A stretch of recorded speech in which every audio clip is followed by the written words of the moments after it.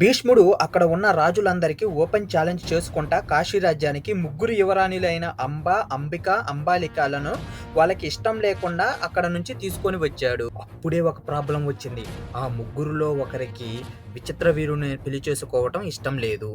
అంబిక, అంబాలిక పెళ్లి చేసుకోవడానికి ఒప్పుకుంటారు. కానీ అంబ సెలవరాజుని ప్రేమించింది. తెలవగానే అంబని భీష్ముడు రిటర్న్ పంపించేస్తాడు.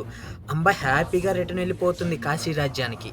అక్కడ సెల్వరాజు పెళ్లికి ఒప్పుకోలేదు. రీజన్ ఏం చెప్తాడు అంటే, వేరే ఎవరో గెలుచుకున్న అమ్మాయిని నేను పెళ్లి చేసుకోను అని అంటాడు. అంబకి ఏం చెయ్యాలో అర్థం కాలేదు. అంబకు జరిగింది చాలా బ్యాడు. పాపం ఇప్పుడు ఏం చేస్తుంది? అంబ హస్తినాపురానికి వెళ్ళిపోతుంది. విచిత్ర వీరుని పెళ్లి చేసుకోవడానికి ఒప్పుకుంది. కానీ ట్విస్ట్ ఏంటి అంటే, ఈసారి విచిత్ర వీరుడు అంబని రిజెక్ట్ చేస్తాడు. ఎందుకంటే వేరే అబ్బాయిని లవ్ చేసిన అమ్మాయిని పెళ్లి చేసుకోవటం విచిత్ర వీరుడికి ఇష్టం లేదు. అంబ చాలా బ్యాడ్గా ఫీల్ అవుతుంది. భీష్ముడి దగ్గరికి వెళ్తుంది. నన్ను పెళ్లి చేసుకో అని అడుగుతుంది. ఎందుకంటే భీష్ముడి వల్లేనే కదా ఇదంతా అయింది. బట్ భీష్ముడు తను వేసిన ఒట్టు గురించి చెప్పి నేను పెళ్లి చేసుకోలేను అని చెప్తాడు. ఇంకా అంబ కోపంతో రగిలిపోతుంది. ఏమైనా చేసి భీష్ముని మీద పగ సాధించుకోవాలని చెప్పేసి ఆ రోజు గట్టిగా ఫిక్స్ అయింది.